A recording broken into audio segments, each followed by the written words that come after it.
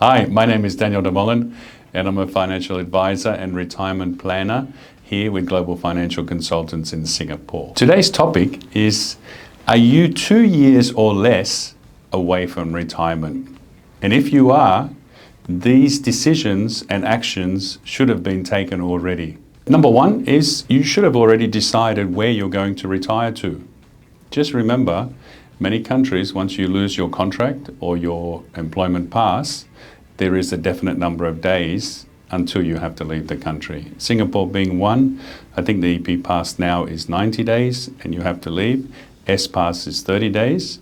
Other countries follow similar rules. It's no use going home first and then after 6 months or a year deciding we're going to move somewhere else. It'd probably be a lot better and cheaper to move directly to the place you wish to retire to.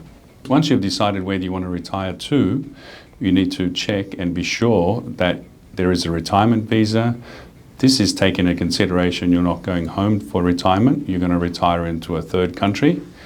Do you have a proper visa in that country? Are you aware of the visa restrictions? Many countries don't have a legal retirement visa. Japan and Vietnam are two that come to mind.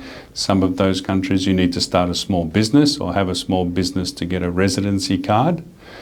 These should already be decided upon, or you should be seeking information right now, 2 years out from retirement or less. We need to know that. Once you've decided on the country you wish to retire to, what sort of visa requirements are needed. Number 3 is taxation. That country you're going to retire to, how do they treat foreign pensions, foreign investments, offshore money?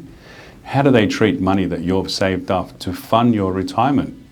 Just remember, there's a lot of countries that tax overseas pensions. So if you move to that country and you have an offshore pension, it might be taxed when you bring that money into the country. The next point you need to consider is, what is the cost of living in the country you're going to retire to? I think it's very easy to calculate if you're going to retire into Indonesia or Vietnam or Malaysia. We have a fair idea.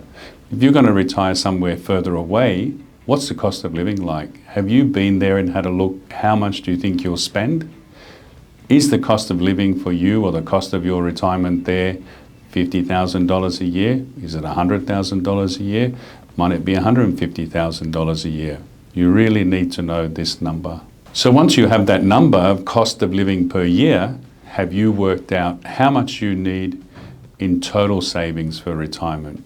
That means that how much do you need to support yourself and your wife or spouse for 30 to 35 years in that country that you've decided to move to in retirement? And last but not least, health insurance.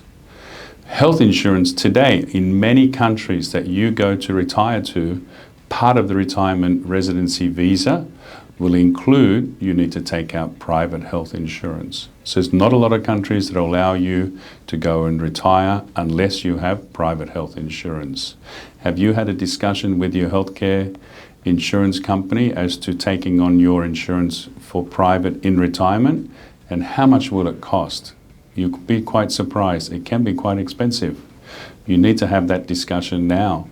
You need to know clearly how much will your health insurance costs be if you retire to the country you wish to retire to, and also that amount has to be included in your annual retirement sum. How much do you think you'll need for the year in retirement? I hope that is clear. These are the main points that I would consider very important for somebody retiring within the next 2 years. If there's any of those points that you're not sure about, you'd like some help with, please reach out. My contact details are below, and we'll see you next week. Thanks very much.